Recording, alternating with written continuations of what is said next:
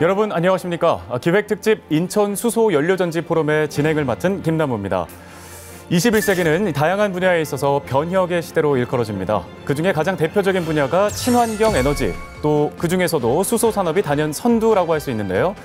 기후변화와 대기 오염과 같은 환경 문제가 지구의 존재, 또 인간의 생명까지 위협하면서 이 수소 산업을 향한 전 세계적인 관심과 노력, 또 성과들이 쏟아지고 있는데요. 우리나라 역시 그 흐름을 함께하고 있죠. 그중에 손꼽히는 분야가 바로 수소 연료전지 발전 사업입니다. 그래서 오늘 기획으로 수소 연료전지 포럼에 시간을 마련했습니다. 수소 연료전지 발전 산업의 현황과 미래, 또 이를 두고 우려하는 지역민과의 상생 방안까지 다양하게 짚어보는 시간을 가져보겠습니다. 자, 먼저 오늘 토론을 위해 각 분야의 전문가분들을 모셨습니다. 제 우측 끝에서부터 소개를 해드리겠습니다. 안녕하십니까. 저는 한국에너지공단 신재생에너지센터에서 수소산업 활성화 전략 수립과 집행을 담당하고 있는 이한웅입니다. 반갑습니다. 네, 안녕하십니까. 저는 에너지경제연구원 가스정책연구실에서 수소를 연구하고 있는 김재경입니다. 네, 반갑습니다. 안녕하세요. 가스안전공사 인천지역본부 검사 1부장 허윤실입니다. 저는 수소 현장 안전관리를 담당하고 있습니다. 반갑습니다. 안녕하십니까. 저는 두산 퓨어셀에서 개발을 책임지고 있는 문상진 상무입니다. 반갑습니다. 네, 네 분 모두 어서 오십시오. 오늘 나와 계신 네 분께서는 지금 분야 전문가시기 때문에 오늘 할 얘기들이 크게 어렵지 않으실 수 있겠지만 저를 포함해서 시청자분들께서는 다소 수소 연료전지가 뭔지 좀 생소하실 수가 있거든요. 그래서 저희가 전반적인 내용을 좀 쉽게 이해할 수 있게끔 도움을 드리기 위해서 수소 연료전지를 포함한 이 수소 에너지의 전반적인 내용을 좀 먼저 알려드리고자 합니다. 영상으로 함께 만나보시죠. 미래에너지 강국을 위한 알쓸수다. 수소경제를 위한 도약. 수소경제는 에너지원을 석탄과 석유에서 수소로 바꾸는 산업구조의 혁명적 변화입니다. 수소 로드맵이 발표된 지 1년이 넘은 현재 우리는 수소에 대해 얼마나 알고 있을까요? 수소는 물에서 만들며 사용 후 다시 물로 돌아가는 무한한 친환경 에너지원입니다. 기술적 난이도가 높지만 날씨의 영향과 지역적 편중이 없으며 장기간 대용량 저장과 산소와 화학 반응으로 열 전기 생산 후 부산물도 물밖에 없어 새로운 친환경 에너지 패러다임을 이끌어가고 있죠. 이러한 수소를 중요한 에너지원으로 사용하고 국가 경제, 국민 생활 등 근본적 변화를 통해 경제 성장과 함께 친환경 에너지의 원천이 되게 하는 것이 수소 경제입니다. 수소 경제가 가져올 변화. 친환경 에너지 혁명을 일으킬 수소는 화석 에너지원을 중심으로 했던 탄소 경제와 어떻게 다를까요? 수소 중심의 에너지 생태계가 구축될 경우 해외 수입에 의존했던 에너지 자원을 국내에서 생산할 수 있게 되면서 에너지 강국에 한 발 더 다가설 수 있습니다. 또한 에너지 공급 형태도 분산형 에너지 수급이 가능하고 주민 수용성이 높아질 수 있는 에너지 민주주의가 실현되죠. 무엇보다 전 세계적으로 문제가 되고 있는 온실가스도 감축할 수 있어요. 이러한 수소 경제는 2040년 대한민국에 약 43조 원의 경제 효과 및 약 42만 명의 고용 창출 효과를 안겨줄 것으로 예상되고 있습니다. 우리의 생활 모습은 어떻게 달라질까요? 교통, 에너지, 연료 생산에서부터 공급, 충전에 이르는 다양한 부분에서 우리는 친숙하게 수소를 사용하게 됩니다. 수소 에너지에 대해 관심이 많아요. 에너지의 자립과 다변화를 기대합니다. 정부의 수소경제 활성화 로드맵을 적극 동의합니다. 국민들의 기대에 부응해 대한민국 정부는 어떤 노력을 하고 있을까요? 2019 수소경제 활성화 로드맵 발표 이후 수소경제 사회를 꿈꾸며 달려온 대한민국은 특히 수소 전기차와 수소 관련 인프라 구축에 힘써왔으며 관련 법률 제정과 기술 개발에 힘써왔습니다. 이와 같은 노력을 통해 세계 최고의 수소경제 선도국가로 도약하고자 하는 꿈을 실현해 나가고 있습니다. 글로벌 수소경제.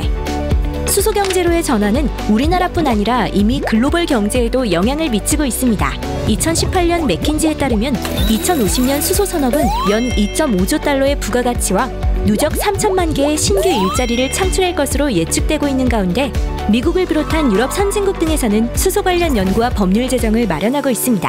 현재 대한민국은 수소 전기차와 연료전지를 양대축으로 산업 생태계를 구축하고 있으며 그 결과 글로벌 수소경제 시장을 빠르게 선점하는 중입니다. 국민이 안심할 수 있도록 안전과 기술 경쟁력을 확보하여 미래에도 지속성장 가능한 수소경제 생태계 조성을 위해 최선을 다하겠습니다. 네, 영상 먼저 보고 왔는데요. 네 분께서 보시기에 오늘 나올 얘기들 저 영상에 다 포함이 돼 있다고 보십니까? 어떻습니까? 예, 핵심만. 많은 내용들이 포함되어 있습니다. 네, 그럼 지금부터 하나씩 좀 짚어보겠습니다. 한 번의 이야기에는 다소 좀 많은 내용들이 담겨 있었는데 오늘 네 분께서 해주시는 설명과 분석이 시청자 여러분들께서 이해하시는데도 큰 좀 도움이 됐으면 좋겠습니다. 자, 사실 우리나라 수소 연료전지 발전 사업에 대해서 이렇게 토론을 하는 방송 토론은 잘 없었거든요. 오늘 이렇게 오시면서 이 포럼에 참여하는 좀 각오 같은 게 있으셨을 것 같아요.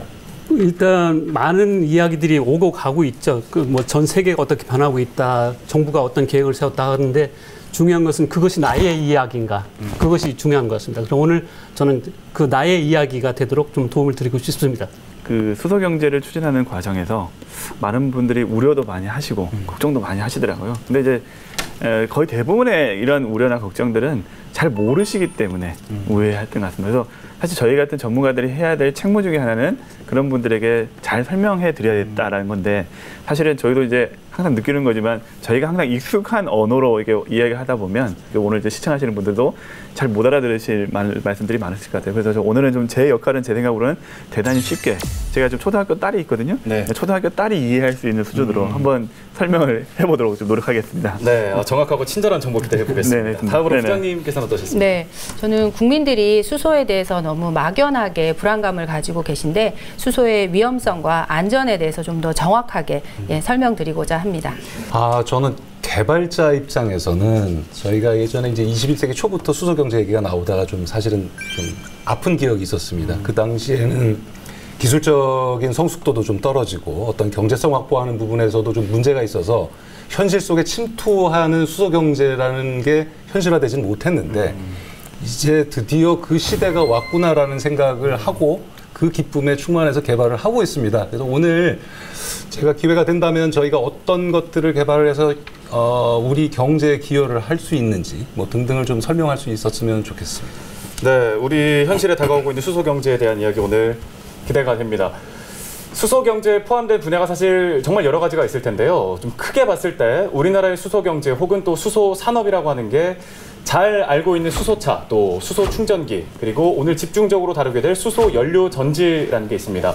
이 세 개의 분야 중에 수소 연료 전지의 비중이 어떻게 되는지 먼저 궁금하거든요. 제가 좀 설명을 좀 드리겠습니다. 지금 수소연료전지라고 말씀하신 부분에 대해서는 사실 자동차용도 있고 가정용 뭐 여러 가지가 있습니다만은 일단은 저희가 개발하는 건 발전용이기 때문에 그 수소연료전지 발전소에서 발전용에 대해서 좀 설명을 좀 잠깐 드리겠습니다. 네. 우리나라의 발전소가 설비 용량이 약 120기가와트 정도 되고요. 그 중에서 연료전지를 이용한 발전소는 비중이 한 0.5% 정도로 아직은 좀 미약합니다. 이제 막 시작 태동기에 들어가 있고요. 그런데 이제 전 세계적인 그 발전 믹스, 발전원들을 석탄화력 이런 것들을 어떻게 적절하게 섞을 것이냐라는 정책적 방향이 경제적인 이유, 환경적인 이유, 그리고 또 안보적인 이유 때문에 분산전원이라는 형태로 지금 정책적 방향이 가고 있습니다. 그래서 그 분산전원이라는 건 수요지 인근에다가 발전소를 세워서 바로 전력을 공급함으로써 경제성, 안정성, 뭐 안보성을 다 확보하겠다라는 전략입니다. 그런데 수요지 인근에다 설치를 하다 보면 당연히 환경성이 굉장히 중요한 이슈가 됩니다. 네. 이게 깨끗하지 않으면 수요지 인근에서 더러운 가스가 나오면은 일단은 모든 사람들이 싫어하거든요. 그런 관점에서 보면 저희 연료전지가 전혀 오염물, 대기로 오염물 배출이 전혀 없습니다. 깨끗하게 전기하고 열을 생산을 하기 때문에 앞으로 이런 분산전원용으로 크게 기여를 할 수 있을 거라고 생각을 하고 있습니다. 네, 수소 연료전지의 발전을 좀 각인할 만한 일이 최근에 인천에서 있었습니다. 인천 수소 연료전지 발전소가 준공을 앞두고 있는 건데요. 오늘 패널로 참석해 주신 문상진 상무님도 좀 당사자시잖아요. 감회가 어떠셨습니까? 예, 좀 뭐 사실 이제 새로운 기술에 대한 좀 불안감, 거부감들은 있을 수밖에 없습니다. 그건 너무나 당연한 거고요. 그래서 그 2018년 12월에 이제 그 착공이 돼서 작년 5월쯤에 준공이 됐어야 되는데 시민 여러분들이 좀 많이 불안해 하셔서 그분들을 이제 좀 설명을 하고 설득을 하는 과정들이 좀 필요했었습니다. 그런데 다행히 인천 시민들께서는 유난히 좀 수준이 높으셔서 그 어려운 기술들을 쉽게 좀 잘 이해를 해서 받아들여 주셔서 비록 그 준공까지는 원래 계획보다는 1년이 지연됐지만 무사히 지금 준공이 돼서 이제 발전소 역할을 할 수 있게 돼서 개발 책임자 입장으로서는 굉장히 좀 복잡다단하면서도 유난히 애착이 가는 사업입니다. 네, 인천시로서도 또 수소 경제로 한 걸음 더 나아가는 계기가 될 것 같은데요. 이번 수소 연료전지 발전소 준공과 관련해서 지난 5월 수소 안심 세미나에서 박남춘 인천시장의 축사와 함께 또 해당 지역에 어떤 효과가 있을지에 대한 인천 연료전지 김정숙 실장의 인터뷰가 있었습니다. 화면으로 함께 보고 오겠습니다. 우리 시는 지난 3월 2일 SK 현대자동차와 함께 인천 수소산업 기반 구축을 위한 업무 협약을 체결하고 수소산업을 본격화하고 있습니다. 이와 더불어 우리 시는 인천형 수소생태계 구축 전략을 수립하여 수소산업을 활성화하고 수소자동차 보급을 확대하는 등 총 6개 전략을 마련하여 추진 중입니다. 이렇게 우리 시가 수소에 집중하는 이유는 지금 우리가 당면하고 있는 기후위기를 탄소 중립을 통해 해결하기 위함입니다. 석탄 화력 발전을 신재생에너지 발전으로 대체하고 친환경 자동차를 확대 보급하기 위해서 수소가 필수적입니다. 또한 앞으로 다가올 수소 사회를 우리 인천시가 선도함으로써 지역 경제 활성화에도 크게 기여할 것이기 때문입니다. 구체적으로 말씀드리면 수소 경제에 진입함으로써 2030년까지 탄소 배출량을 연 20만 톤 이상 감축할 수 있습니다. 그러나 시행착오가 넘어야 할 과제들도 또한 많습니다. 그중 무엇보다 중요한 것은 시민 여러분의 공감과 신뢰라고 생각합니다. 시민들께서 수소에너지를 안심하고 수용할 수 있을 때 비로소 수소사회로 빠른 진입이 가능하기 때문입니다. 아직 수소의 안전성에 대하여 많은 우려를 가지고 계신 것으로 알고 있습니다. 인천시는 중앙정부, 관련 기업과 협업하여 과학적 근거를 바탕으로 시민 공감대를 형성하고 오늘 진행되는 수소 안심 세미나를 시작으로 지속적으로 시민들과 소통해 나가겠습니다. 그 과정에서 많은 시민 여러분들의 의견을 듣고 논의하겠습니다. 본 세미나에 참석해 주신 많은 분들께 다시 한번 감사드리며 앞으로도 수소 선도 도시로서 인천이 많은 성과를 낼 수 있도록 노력하겠다는 말씀을 드리면서 인사에 가름하겠습니다. 많이 도와주십시오. 감사합니다. 네, 감사합니다, 부장님. 사실 돌아보면 참 긴 기간이었다는 생각이 드는데요. 주민들이 허락을 해주시지 않는 부분 때문에 공사 중지를 하고 또 진행을 못하고 기다리고 설득하고 이런 과정들이 있었는데 모든 것은 때가 있는 것 같다라는 생각이 참 들기도 합니다. 주민들이 지금 이제 그때는 몰랐는데 지금은 이해가 간다라고 하는 것도 때가 있는 것이고요. 이제는 상업운전을 시작하고 그리고 또 많은 기빈들을 모시고 준공식을 한다는 생각을 하니까 한편으로는 좀 벅차기도 하고요. 작은 사업이라면 작고 크다면 클 수 있는데 이 한 사업이 겪어야 되는 모든 과정을 다 겪었기 때문에 저로서는 참 감회가 큰 준공식입니다. 네, 박남춘 시장과 김정숙 실장의 목소리에서 기대와 설렘이 좀 동시에 느껴졌습니다. 지금 걸어온 길보다 앞으로 걸어가야 할 길이 더 많고 또 그 길에 희망이 있다라는 뜻으로 해석이 좀 되는데요. 우리나라를 포함한 전 세계 각국이 주목하고 있는 미래 에너지 이 수소라는 것에 있어서 과연 수소 연료 전지는 무엇인가라는 질문부터 먼저 드려야 될 것 같습니다. 자, 박사님, 연료전지와 또 더 나아가서 수소 연료전지 조금 생소하거든요. 간략하게 설명 좀 부탁드리겠습니다. 근데 이제 수소 연료전지와 연료전지란 말은 같은 말입니다. 근데 이제 앞에 보면 연료전지라고 되어 있으니까요. 연료란 말과 전지란 말을 좀 구분해 볼 필요가 있는데 그 연료가 수소이기 때문에 앞에 연료를 강조하는 점에서 수소 연료전지를 표현하고요. 네. 근데 전지에 대해서 조금 우리가 좀 이해를 좀 도와드리기 차원에서 전지란 게 무엇이냐를 좀 한번 설명을 좀 드리려고 하는데요. 인천에 지금 석탄 화력 발전소가 있습니다. 그래서 여기서 이제 전기를 만드는 거는 석탄을 가지고 불을 떼서 물을 끓이고 증기를 만들어서 터빈을 돌려서 전기를 만든다. 전기를 보통 그런 식으로 만드는 걸로 많이 생각하시는데요. 다른 방식도 있습니다. 이게 화학적인 방식으로 어떤 화학적 물질들 가지고 어떤 작용을 통해서 전기를 뽑아낼 수가 있습니다. 이렇게 전기 화학적인 방식으로 뽑아내는 장치, 이걸 전지라고 부르는데요. 네. 우리가 쓰는 전지가 크게 3가지 종류가 있습니다. 저는 1차 전지, 2차 전지, 그리고 연료전지가 있는데요. 1차 전지는 뭐냐?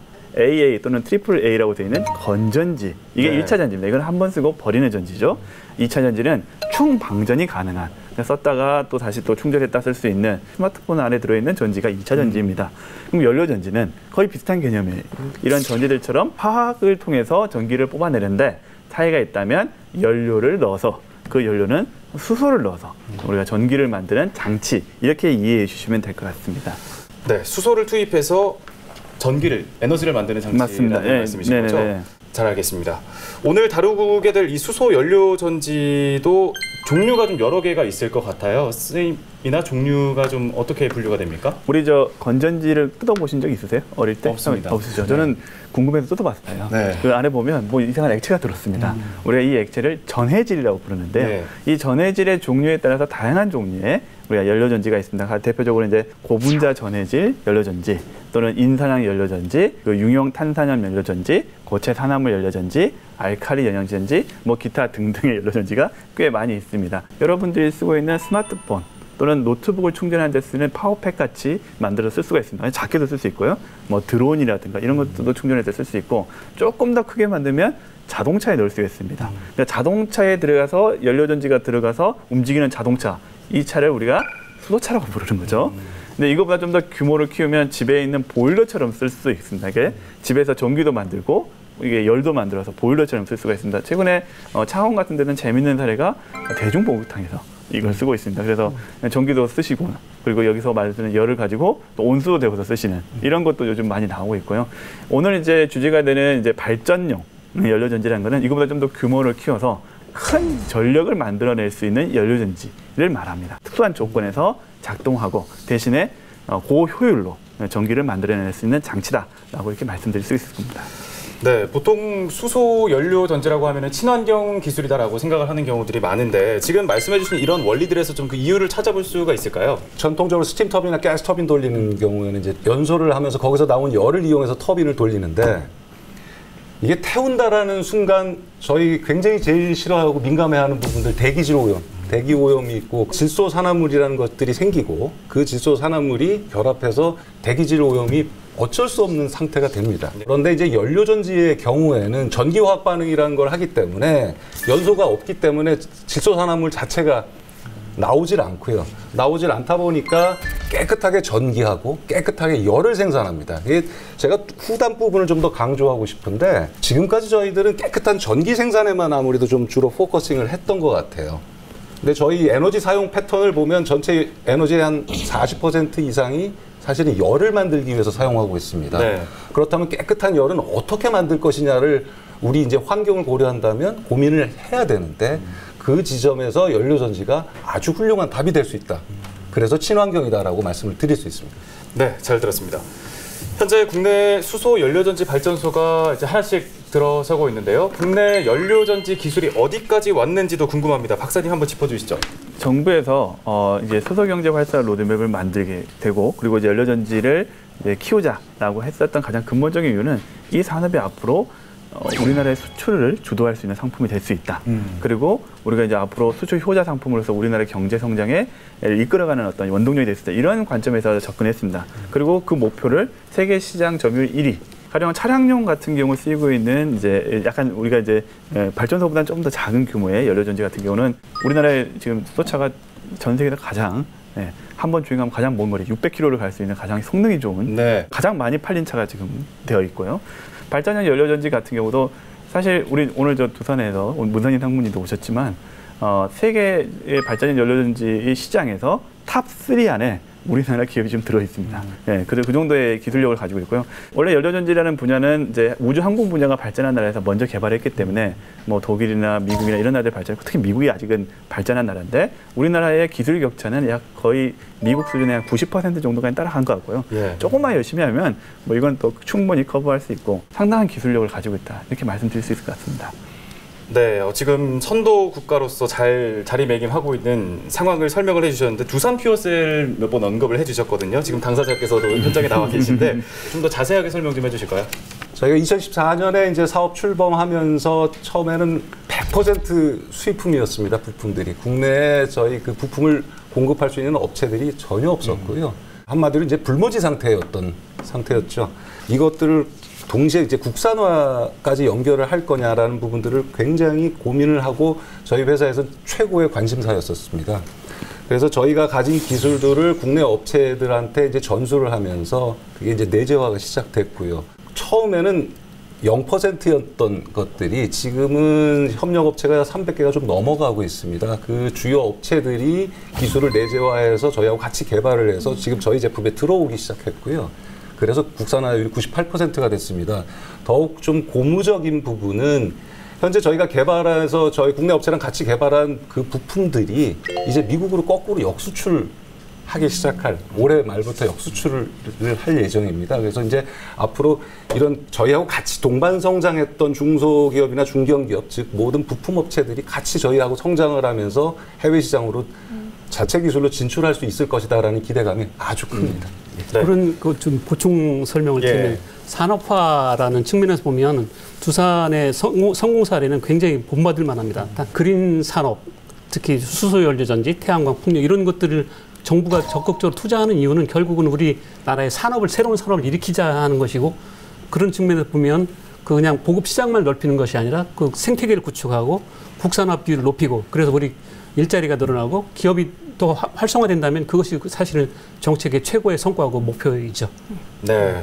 국가적인 먹거리가 될 수 있다는 말씀까지 해주셨습니다. 지금 어디까지 좀 발전이 되어 왔는지 기술 동향을 말씀해 주신 내용으로 확인을 해봤는데 이 수소 연료전지의 보급이나 인식은 이제 막 좀 시작이 되는 단계가 아닐까 싶습니다. 조금 더 염두를 해둬야 할 부분들이 어디에 있을까요?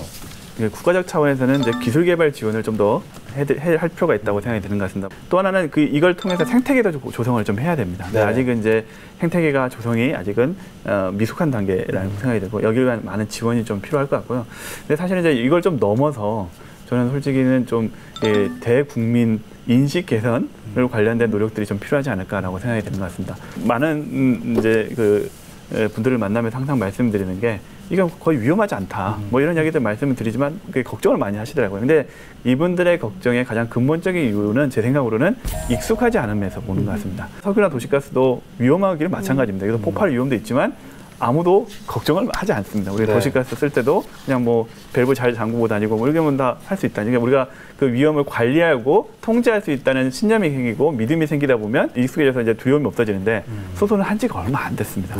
사실 뭐 하도 이제 요즘 수소경제에서 뭐 한 10년 넘게 한 것처럼 많은 분이 오해하시지만 뭐 이제 우리나라에서 수소경제가 이제 본격적으로 시작한 것은 해수는 이제 3년 차 정도밖에 안 됐습니다. 그래서 아직은 많은 분들이 잘 모르시고 익숙하지 않은 것. 근데 이런 것들에 대해서 계속해서 접하게 해드리고 또 이런 어떤 두려움이나 인식들을 잘 개선하는 노력들이 저는 1차적으로 좀 필요하지 않을까라고 생각하고 있습니다. 그러면 좀 이 좋은 기술을 좀 잘 보급을 해야 될 것 같아요. 보급 계획이 어디까지 왔는지도 혹시 한번 짚어주시겠습니까? 네네. 지금 현재 정부에서 수소경제 활성 로드맵을 2019년 1월에 발표를 했는데요. 2022년까지 약 1기가와트 그리고 2032년까지 3.2기가와트 그리고 2040년까지는 8기가와트라고 했는데 우리가 일반적으로 이제 에너지 쪽에서 기가와트는 보통 원전 특히 구형 원전이 보통 1기가 1기가와트입니다. 그래서 이제 보통 1기가와트라고 하면 구형 원전 하나 정도라고 생각하시면 될 것 같습니다. 그래서 이제 22년까지는 구형 원전 하나 정도의 연료전지를 보급해서 원전을 그만큼 안 지을 수 있게 한다. 뭐 이 정도 생각하시면 될 것 같고요. 40년 정도 되면 8기 정도를 이제 이 연료전지를 통해서 이제 원전을 이제 대체할 수 있다. 뭐 이렇게 생각해 주시면 될 것 같습니다. 현재까지는 대략 한 0.5기가와트.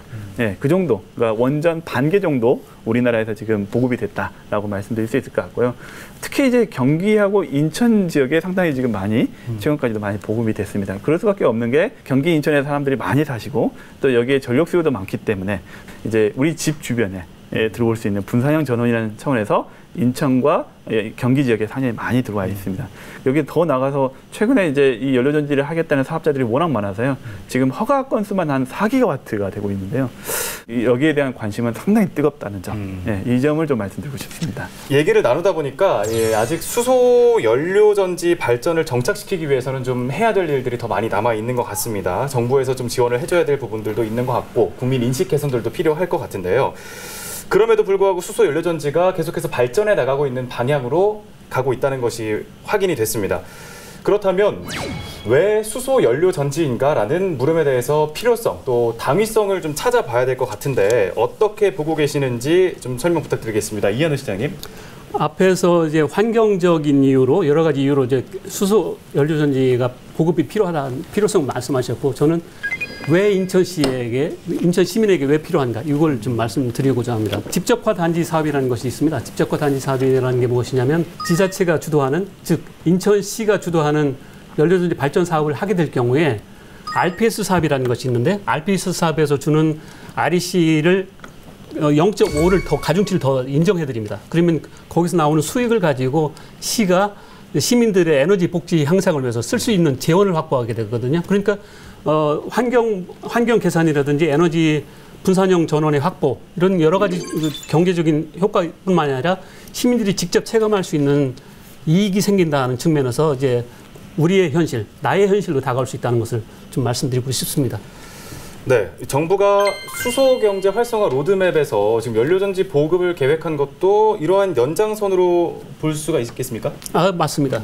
예. 네. 우리가 이제 또 하나 이제 사례로 들 수 있는 것이 제주도의 사례를 들 수 있는데, 네. 제주도가 태양광 풍력을 대규모로 설치하다 보니까 재생에너지 전력이 남는 시간이 발생이 됩니다. 그래서 그걸 육지로 다시 보내거나 그 전력을 다시 보내거나 이런 상황들이 벌어지는데, 어떤 경우는 또 그것이 해결이 안 되면 그냥 전력을 버려버리는 네. 이런 상황도 벌어집니다. 그런데 그 전력을 이용해서 수소를 생산하고 그 수소를 이용해서 다시 다른 필요한 시간에 연료전지를 가동해서 전력을 또 만들어 쓴다거나 이렇게 할 경우에 순환적인 에너지 시스템이 갖춰지기 때문에 그런 것도 굉장히 유용한 것이죠. 네, 이 낭비되는 전력까지도 좀 에너지까지 활용을 해서 또 추후에 활용할 수 있는 그런 에너지 효율성이 좀 높아질 예. 수 있다라는 말씀으로 들립니다. 예.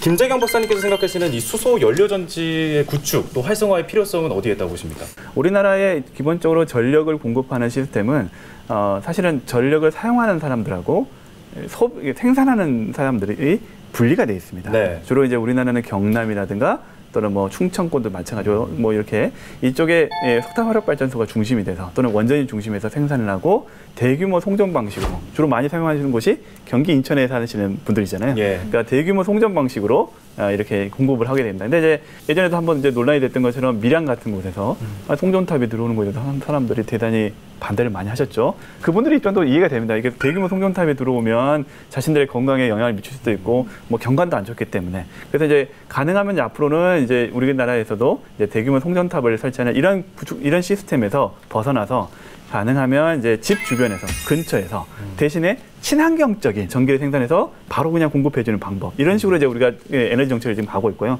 근데 이제 친환경적인 에너지를 생산할 수 있는 원인이 뭐냐 보면 태양광, 풍력, 연료전지밖에 없습니다. 근데 태양광은 여러 가구가 쓰기 위해서 충분한 전력을 생산하기 위해서는 필요한 면적이 상당히 많이 필요합니다. 그래서 네. 이거는 이제 도심지에는 들어가기 어렵고요. 풍력은 바람 조건이 필요합니다. 근데 뭐 인천시에도 뭐 바람 많이 잘 부는 곳도 있겠죠. 하지만 도심지에는 사실은 그런 충분한 바람 자원이 이게 부족한 게 사실이고요. 그렇다면 대안은 입지 제약이 적고 이게 좁은 면적에서 또 많은 양을 한꺼번에 생산할 수도 있고, 그럼에도 불구하고 배출이 되지 않는 온실가스라든가 미세물 배출되지 않는 연료전지가 사실은 이렇게 집 주변에 들어가는 방식으로 갈 수밖에 없는 것이 사실이고요. 그래서 이제 인천에서도 이제 적극적으로 이제 수소 연료전지를 이제 도입하려고 지금 하는 걸로 알고 있습니다. 네, 잘 들었습니다. 네. 지금까지 수소 연료전지의 개념과 원리, 또 국내 기술 현황도 짚어봤고 필요성에 대해서도 이야기를 나눠봤습니다. 하지만 아무리 좋은 취지의 사업이라고 해도 좀 낯설거나 또 잘못된 정보가 섞이게 된다면 지역민들은 불안해할 수밖에 없겠죠. 소모적인 행정력, 또 예산 낭비를 미리 막기 위해서라도 사업 수립 단계에서부터 지역민들의 의견을 들어보는 게 지금은 필수 절차가 됐는데요. 그래서 저희가 오늘 토론에 앞서 시민들에게 수소 연료전지 발전에 대한 여러 가지 의견을 좀 들어봤습니다. 영상으로 함께 듣고 오시죠. 수소 연료전지가 이제 들어오면서 이제 동구에 사는 관내 사람들이 또 굉장히 주민분들이 반대를 많이 하셨었어요. 그래서 여기저기 현수막도 많이 걸려 있었고, 그다음에 많은 것 때문에 투쟁 같은 것도 많이 하시긴 했었는데, 하면서 가장 우려했던 게 이제 안전에 대한 거를 가장 했었고요. 그다음에 주변 환경에 조금 이 연료전지가 들어오면서 환경이 조금 낙후되지 않을까, 이러한 점에서도 이제 그 시민들이 굉장히 이제 주민분들이 굉장히 고민을 많이 하셨던 것 같아요. 그래서 그걸로 인해 가지고 많이들 반발을 했던 것 같았어요. 그래서 저도 마찬가지로 좀 그런 거에 또 반발했었고요. 아무래도 수소 연료 전지라고 하니까 수소하면은 일단 폭탄이 생각이 나고, 그러니까 아무런 홍보 없이 이 수소 폭탄 공장을 지은다니까 화 안 날 국민이 어디 있겠습니까? 네, 시민들의 의견을 영상으로 함께 들어보고 왔습니다. 수소 연료전지 발전소 인근 지역의 주민들은 우려를 할 수밖에 없을 것 같아요. 아직 혜택은 받지 못했고 또 걱정되게끔 하는 여러 정보들에만 노출이 돼 있었기 때문인데요. 사실 뭐 저희도 수소차가 지금처럼 이렇게 상용화되기 전에는 수소폭탄이라는 이게 단어 결합이 좀 익숙했잖아요. 오늘 패널분들께서는 주변에 좀 이렇게 강의를 하러 가신다거나 지인분들과 얘기를 할 때 뭐 이런 우려 좀 들어보신 적 없으십니까? 주변에서 수소와 수소폭탄을 거의 동일시하는 네. 우려들이 있습니다. 그런데 사실은 수소는 우리 생활 속에 이미 들어와 있었거든요. 그게 예를 들자면 마가린을 제조하는 공정에 수소가 들어갑니다. 네. 식품 제조할 때도 이미 들어가고 있고, 그 수산소 호흡기라고 해서 의료용으로도 쓰이고 있습니다. 여러 가지 체험할 수 있는 것들도 있고요. 근데 그것들이 사람들이 좀 막연한 핵과 이것이 좀 연계되는 거 아닌가 하는 단어만에 가지고 좀 두려움을 느끼고 있는데, 이것을 해소하기 위해서 우리가 좀 필요하다면 작은 체험관이라도 좀 만들어 볼 필요가 있지 않겠나. 수소 생산하고 연소시켜보고 하는 그런 체험관도 만들어 볼 수 있고, 또 하나 인천시에 제안 드리고 싶은 것은 어린 학생들이 직접 자기들의 이야기로 만들어서 발표하게 하는 스토리텔링 대회. 이거 다른 지역에서 한번 시도를 해봤는데, 신재생 에너지가 왜 필요한가 이런 것들을 이야기해보라고 그러니까 정말로 뜻밖의 이야기들을 어른들이 이제까지 했던 논리와 또 다른 논리로 이야기를 하는 것들을 체험을 했습니다. 굉장히 중요한 것 같고요. 의식을 바꾼다는 것이 상당히 힘듭니다. 저도 이제는 다른 사람의 이야기를 듣고 저의 의견을 바꾼다는 게 엄청 힘들어진다는 걸 느끼고 있는데, 어릴 때부터 이런 생각들, 자기 생활 속에 와 있다는 걸 느끼게 해준다면 이것도 또 다른 홍보와 시민의식 개선에 도움이 되지 않을까 생각합니다. 네, 체험관 굉장히 좋은 아이디어인 것 같습니다. 그러면 제가 좀 단도직입 쪽으로 한번 여쭤보겠습니다. 아까 기술에 대해서 좀 말씀을 해주셨던 문상진 상무님, 수소 연료전지 안 터지는 겁니까? 안전한 겁니까? 단도직입적으로 말씀드리겠습니다. 네. 그러니까 누가 누구와 어떻게 만나느냐가 가장 중요한 이슈고요. 아까 뭐 이한우 실장님 말씀하신 대로 저희 마시는 물에도 수소가 들어가 있고요. 치약 쓰실 때 미백한다고 할 때 그때 치약에 과산화수소라고 해서 수소가 2개나 들어가 있습니다. 수소하고 산소를 어떻게 만나게 하느냐에 따라서 확 불이 나서 터질 수도 있고요. 예쁘게 잘 만나게 하면 아주 예쁘게 전기하고 열도 생산합니다. 그 수소하고 산소 2개를 어떻게 예쁘게 잘 만나게 할까? 그래서 어떻게 안전성을 담보할까가 가장 중요한 고민거리이고요. 안전에는 교만함이 존재하지 않습니다. 아무리 전기화학 반응이 안전하다고 하더라도 설계 단계에서부터 예상되는 모든 위험성들을 다 설계에 농축을 시킵니다.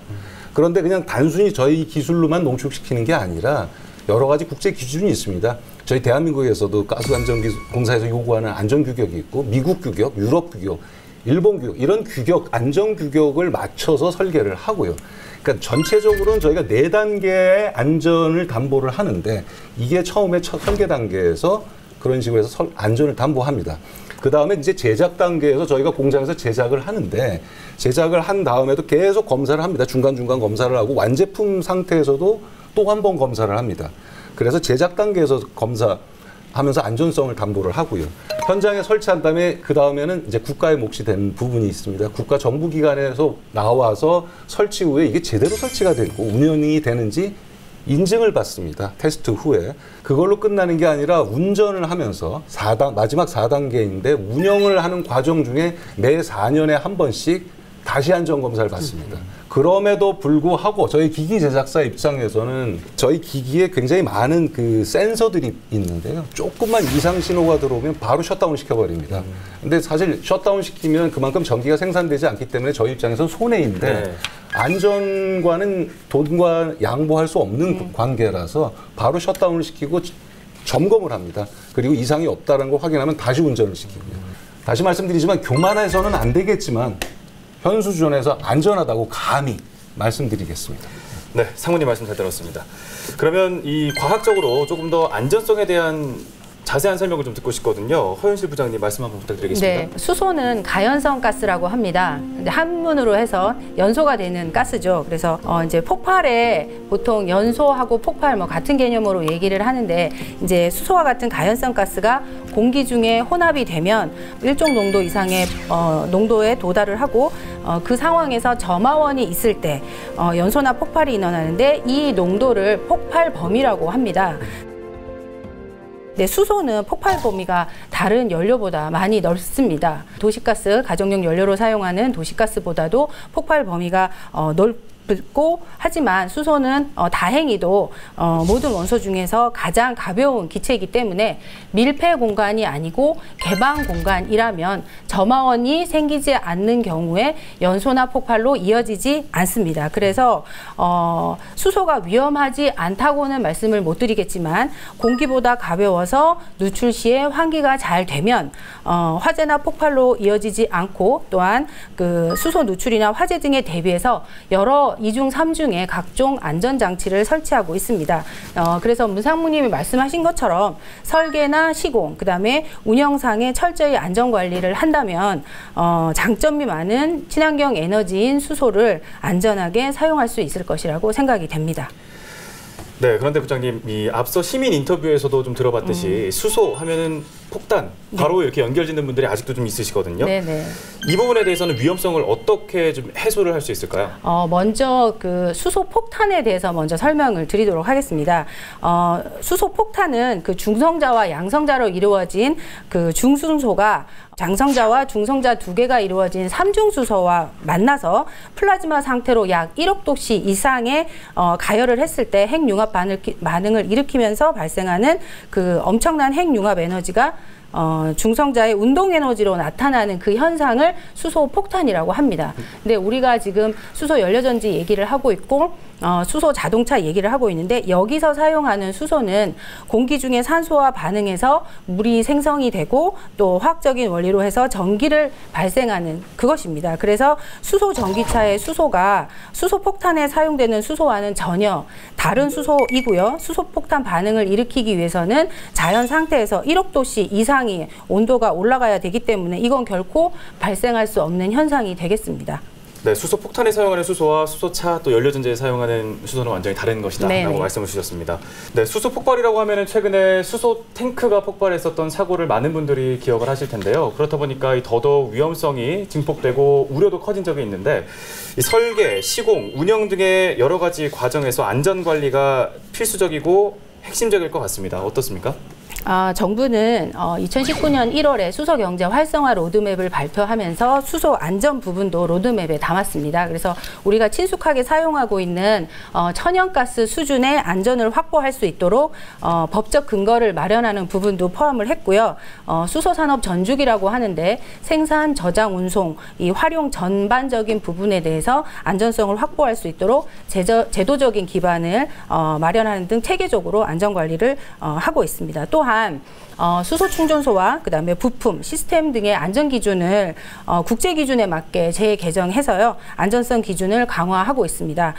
특히 지금 대규모 확산이 예상되는 그 발전용 연료전지 같은 경우에는 여기에 들어가는 스택에 대해서도 안전성 시험과 안전 기준 신설을 추진하고 있습니다. 네. 이 수소 연료전지도 지금 발전하고 있는 단계지만 이거보다 훨씬 더 우리 삶에 빨리 가까이 와 있는 수소차 또 수소 충전소에 대해서 안전성이 궁금하신 분들이 많을 것 같아요. 안전합니까? 네, 앞에서 말씀드린 그 연소의 3요소는 그 수소의 연소 중에서 화학적인 연소에 대해서 말씀을 드렸고요. 또 물리적인 폭발에 대해서 또 말씀을 드리자면 수소차에 들어가는 고압의 저장 용기가 있는데요. 이것들 저장 용기가 균열 등에 의해서 파열되는 것을 물리적인 폭발이라고 할 수 있습니다. 근데 이 수소 자동차에 탑재되는 이 저장 용기는 7,300톤의 에펠탑도 견딜 수 있는 그 재질로 만들어졌고요. 파열이라든지 화염, 그다음에 충격, 낙하 등 17개의 안전성 시험을 통과한 용기입니다. 그래서 자동차에 들어가는 수소 저장 용기는 그 철보다 10배 이상 강한 탄소 섬유 강화 플라스틱으로 만들어서요. 수심 7,000m에서도 안전한 재질이라고 할 수 있습니다. 또한 수소 자동차를 충전하기 위한 충전소가 있는데요. 2021년 3월 기준으로 전 세계에 약 538개소의 수소 충전소가 운영 중이고 우리나라도 현재 60개소 이상의 수소 충전소가 운영 중입니다. 수소 충전소에서 크게 위험한 사고나 이런 사례는 아직까지 없었고요. 우리나라에서도 선진국과 동일하게 ISO 국제 기준에 맞게 안전검사를 통과한 부품을 사용하고 있고 수소 충전소를 구축한 후에는 그 법적인 안전검사를 실시하고 있으며 안전관리자가 상주해서 안전관리를 시행하고 있어요. 그리고 같은 이제 가스라고 보는 LPG하고 CNG 충전소보다 훨씬 더 많은 안전장치가 설치가 되어 있는데요. 수소 충전소에는 이상 압력이 발생을 했을 때 긴급으로 차단할 수 있는 긴급 차단 장치라든지 가스 누출 경보 차단 장치, 수소 불꽃 감지기 등의 안전장치가 2중, 3중으로 설치되어 있습니다. 네, 지금 부장님께서 과학적이고 또 기술적인 측면에서 안전하다라는 설명을 해주셨는데 우리나라에서 또 법이나 제도적으로도 이 안전성에 대해서 규정을 하고 좀 묶어주는 게 필요할 것 같아요. 네. 어느 정도 지금 와 있습니까? 2020년 2월에 수소법이 제정이 되었습니다. 그동안 수소는 고압인 10바라고 하는 압력, 10바 이상의 압력의 시설에 대해서만 안전관리를 했었는데요. 그러다 보니까 10바 미만인 시설에 대해서는 약간 안전관리 사각지대로 존재하는 그런 부분이 있었습니다. 그래서 수소법 제정을 통해서 향후 10바 미만의 수소 시설과 그동안에 검사를 받지 않았던 수소 용품에 대해서도 안전관리를 할 수 있도록 관련된 안전 상세 기준을 마련하고 있습니다. 여기서 말하는 그 수소 용품은 총 4가지가 있는데요. 수전의 설비, 그다음에 수소 추출 설비, 고정형 연료전지, 그다음에 이동형 연료전지가 그 수소 용품에 해당이 돼서 앞으로 이 제품들은 가스안전공사에서 실시하는 법적인 검사를 받은 상태에서 유통되고 설치될 수 있습니다. 네, 말씀 잘 들었습니다. 여러 방면에서의 변화 또 움직임들이 있는 걸 보면 수소 연료전지 발전이 우리 일상을 바꿔가고 있고 또 앞으로 그 스펙트럼이 더 넓어질 거라는 예상이 좀 듭니다. 위험하다, 또 우려스럽다라는 말들을 하고 있지만 그 사이에 안전하고 또 친환경적인 에너지인 수소 에너지가 우리 생활 전반에 이미 스며들고 있는 건 부정할 수 없는 사실인 것 같은데요. 그렇다면 이 수소 연료전지가 얼마나 우리 생활에 가까이 와 있다고 보시는지 먼저 이한우 실장님부터 한 말씀 부탁드리겠습니다. 연료전지 방식 중에 아까 소개되지 않은 것 하나가 있는데 DMFC라고 있습니다. 다이렉트 메탄올 방식인데 사실 이곳은 굉장히 활성화되어 있지는 않습니다. 근데 지금 이것이 새로운 가능성을 제가 보고 있는데 메탄올을 주입을 하면 개도국, 수소를 직접 생산할 수 있는 개발도상국의 격오지에서도 연료전지를 사용할 수 있는 그런 기술입니다. 그런데 우리나라 기업이 이걸 국산화에 성공했고요. 해외 개발도상 국가의 ODA 사업이라든지 이런 것을 통해서 상품으로 수출하거나 이렇게 지원할 수 있는 새로운 아이템이 있고요. 또 하나 지게차를 우리가 주목해 볼 필요가 있습니다. 요즘에 산업안전, 근로자들의 산업안전에 대해서 많은 관심이 있는데 물류창고라든지 밀폐된 공간에서 지게차로 운반할 일이 많이 있습니다. 근데 지게차가 전기 충전을 하는 방식도 있지만 연료전지를 거기에 장착한다면 굉장히 깨끗한 환경에서 근로자들이 일할 수 있는 그런 여건이 또 마련됩니다. 그래서 이런 새로운 방식들이 우리 실생활에 이미 들어와 있고 더 활성화될 것으로 기대를 하고 있습니다. 네, 다음으로 문상진 상무님. 지금 우리나라, 일본, 독일, 특히 이제 북유럽 국가들이 가정용 보일러를 연료전지로 대체를 하고 있습니다. 깨끗한 전기하고 깨끗한 열을 연료전지를 통해서 자급자족을 하는 케이스가 있고요. 일본은 무려 30만 대가 넘게 보급이 되어 있습니다. 그러니까 안전 문제도 말씀드렸지만 전혀 일본에서는 거부감 없이 그냥 집에 보일러를 대체를 해서 연료전지를 사용하고 있고요. 그다음에 저희 그룹 계열사 중에 DMI라는 곳이 있습니다. 세계 최초로 드론용 연료전지를 개발을 해서 지금 상용화했고요. 제품으로 판매하고 있습니다. 이 드론용 연료전지로 오지에 물건을 약품을 배달하든가 하는 식으로 해서 물류의 혁신을 이루고 있습니다. 그리고 저희 두산퓨어셀 같은 경우에는 부산에 가시면 해운대 신도시가 있습니다. 해운대 신도시 백병원 앞에서 약 300m 거리에 저희 연료전지 발전소가 건립이 돼서 부산 해운대 신도시 주민들께 전기하고 깨끗한 지역 난방 열을 공급하고 있습니다. 그래서 뭐 이미 저희 시민들께서 인식을 못하시지만 생활 곳곳에 깊이 침투해 있다라고 생각하시면 틀림없습니다. 네, 다음으로 허윤실 부장님. 두 분 다 말씀하셨듯이 그 대표적인 이동형 연료전지가 이제 수소 자동차거든요. 근데 우리나라가 최근 이제 정부에서 수소차 구매 보조금을 지급하면서 2019년에는 5,000대의 수소 자동차가 등록이 되었고 작년에는 무려 11,000대 가량의 수소 자동차가 등록이 되었습니다. 이렇게 수소 자동차를 필두로 해서 다양한 모빌리티에 이동형 연료전지를 사용하고 있는데요. 말씀하신 것처럼 드론이라든지 이런 부분하고 이미 독일에서는 선박과 열차에서도 수소를 사용하고 있습니다. 그리고 그 이한우 실장님 말씀하신 것처럼 지게차에서도 뭐 미국의 코카콜라 공장이라든지 이런 대규모 물류 공장에서도 전기 지게차를 대용해서 지금 수소 지게차를 많이 사용하고 있는 상황입니다. 네, 보일러, 또 익히 알고 있는 수소차, 그리고 지게차와 드론까지 다양한 곳에서 우리 가깝게 사용되고 있는 수소 연료전지의 모습을 네 분의 말씀을 통해서 들어봤습니다. 이제 남아있는 건 바로 지역에서 이걸 어떻게 수용할 것이냐, 지역 수용성에 관한 것일 것 같은데요. 새로운 게 어떤 지역에 들어선다고 하면 가장 높고 또 무거운 벽이 바로 지역민과의 의견을 조율하고 또 자연스럽게 스며드는 게 아닐까 싶습니다. 앞서 네 분 패널의 다양한 실생활 속 이 수소 연료전지, 또 수소 관련한 사례들이 지역민들의 이해를 도울 수 있지 않을까 생각을 해봅니다.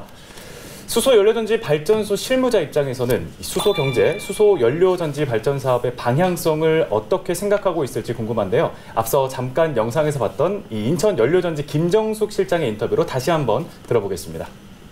저희는 그 안전한 전기를 만들고 있다는 거, 그리고 연소 과정이 없기 때문에 전혀 공해물질이 배출이 되지 않기 때문에 환경에 아무런 영향을 미치지 않는다는 거, 미세먼지가 아주 많은 공기를 끌어들여서 미세먼지를 다 제거를 하고 그 공기를 쓰고 산소를 뽑아 쓰고 남은 공기를 다시 배출하는 거기 때문에 미세먼지를 걸러내는데도 굉장한 역할을 합니다. 근데 이런 간접적인 효과도 있고 우리가 전기를 공급하는 송염 변전소가 큰 문제가 없다면 이 지역은 다른 지역은 불이 나가더라도 전기가 공급된다는, 그러니까 지역 자체의 에너지 독립이 이루어진다는 점에서 가장 큰 메리트가 있는 것이고요.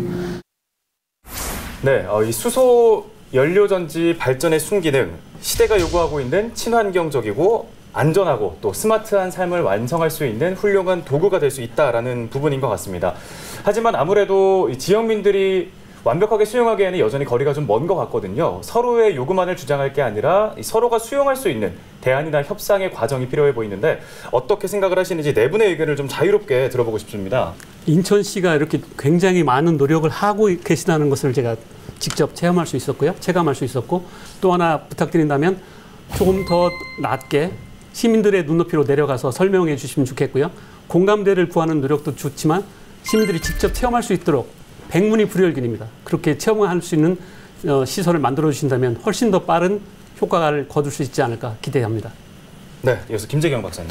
네, 사실 우리가 이제 수소에 대한 이야기를 하다 보니까 수소 연료전지 이야기다 보니까 수소 연료전지만 주민들이 반대하신다라고 생각하실 수 있는데요. 실제로는 그렇지 않습니다. 저희는 이제 에너지 전반을 다루다 보니까 현재 지금 이제 재생에너지, 태양광이나 풍력 이런 것들도 이제 설치를 하려고 하면 지역 주민들의 반대가 상당히 많습니다. 네. 근데 그럼에도 불구하고 지금 성공 사례들도 있습니다. 주민들과 잘 이런 걸 좀 참조할 필요가 있지 않을까. 가령 대표적으로 지금 많이 적용되고 있는 제도는 이익 공유제입니다. 같이 여기서 이제 발전을 사업을 하시는 분들이 발생하는 수익 중에 일부는 지역 사회로 환원하는 이런 이익을 공유하는 제도. 이런 제도에 대해서 지역 주민들이 상당히 많이 호응을 해주시더라고요. 근데 이런 사례들을 잘 우리가 참조해서 이제 지역 주민들과 함께 이제 소통하면서 좀 우리가 이제 연료전지 발전사를 위해서 이 사업을 하는 게 아니라 여기서 발생하는 이익도 일정 부분은 또 지역사회와 함께 나눌 수 있다. 이런 제안들을 해주시고 또 함께 협력해 나가시면 이런 문제들을 잘 해결할 수 있지 않을까 이렇게 생각하고 있습니다. 네, 다음으로 허윤실 부장님. 네. 그 새로운 것에는 항상 거부감이 따르기 마련인 것 같습니다. 지금은 편리하고 익숙하게 사용하는 LPG 자동차도 처음에는 상당한 거부감이 있었거든요. 수소도 마찬가지라고 생각합니다. 그래서 수소 에너지와 에너지의 위험성과 안전관리에 대해서 그 다양한 채널을 통해 다양한 컨텐츠로 적극 홍보를 하는 게 필요하다고 생각하고요. 그리고 이한우 실장님 말씀처럼 저희 가스안전공사에서도 정부 예산을 투입을 해서 수소 안전 체험관을 건립 중에 있습니다. 내년 11월에 완공 예정이니까 그 체험관을 통해서 다양한 체험을 했으면 좋겠고요. 또 한 가지는 수소 에너지를 사용함으로써 얻는 그 국민들의 경제적 편익 이런 거를 국민이 실제로 느낄 수 있도록 다양한 인센티브 그다음에 지원 정책이 필요해 보입니다. 네, 끝으로 문상진 산무님 어떻게 보십니까? 예, 저희가 깨끗한 발전소가 옆에 있어서 공기가 깨끗해졌다. 그거 체감하는 데까지는 몇 년 걸릴 것 같습니다. 제가 주민이라면 당장 나한테 뭐가 도움이 되느냐가 좀 중요한 거고요. 당장 나한테 그러면 뭐가 들어오느냐라는 부분인데, 지금 김 박사님 말씀하신 주민 참여형이나 이익 공유. 저는 어떤 발전소나 이런 것들 기존에 지으면서 운영했던 비즈니스 모델 일방적인 관계에서 좀 벗어나서 내가 여기다가 발전소를 지었을 땐 당신들이 어떤 이익이 있는지 그게 바로 아마 주민 참여형, 일종의 주주처럼 SPC 사업에서 주주처럼 들어오셔서 수익을 공유하는 당장 나한테 이익이 될 수 있는 부분도 제공을 하고 제시를 하면 조금 더 시민들께서 적극적으로 다가오시지 않을까. 저는 좀 인식의 전환이 좀 필요한 시점이라고 생각합니다. 네. 네, 잘 들었습니다. 체험관부터 이익 공유제, 주민 참여형까지 네 분의 의견들을 들어봤는데요. 모쪼록 지역민과 사업 주체, 그리고 정부와 인천시를 포함한 여러 지자체들이 공존하고 상생할 수 있는 방안에 재현이 되었으면 좋겠습니다. 네, 오늘 기획특집 인천 수소연료전지 포럼 약 1시간 동안 수소연료전지의 과학적인 원리부터 발전소와 관련한 지역민과의 상생 방안까지 고민할 수 있는 모든 면면을 살펴보고 전문가들의 의견으로 시민 여러분들의 이해를 돕는 시간을 가져봤습니다. 수소를 활용한 연료전지, 곧 수소연료전지는 1960년에 처음 개발된 이래로 오랜 시간 동안 사람들의 관심을 받지 못했는데요. 하지만 화석연료의 회의적인 시대적인 흐름에 따라서 오늘 나눈 이야기들이 수소연료전지의 장단점을 살필 소중한 기회가 되었으면 좋겠습니다. 마냥 불가능한 일일 것이라고 여겼던 탄소 중립이라는 문구가 수소연료전지의 발전과 함께 한층 더 현실이 되길 염원하면서 오늘 포럼 마무리해 보도록 하겠습니다. 네, 오늘 포럼 함께 해주신 네 분 도움 말씀 고맙습니다. 감사합니다. 감사합니다. 네, 감사합니다. 기획특집 인천 수소연료전지 포럼 여기서 마치겠습니다. 함께 해주신 시청자 여러분 고맙습니다.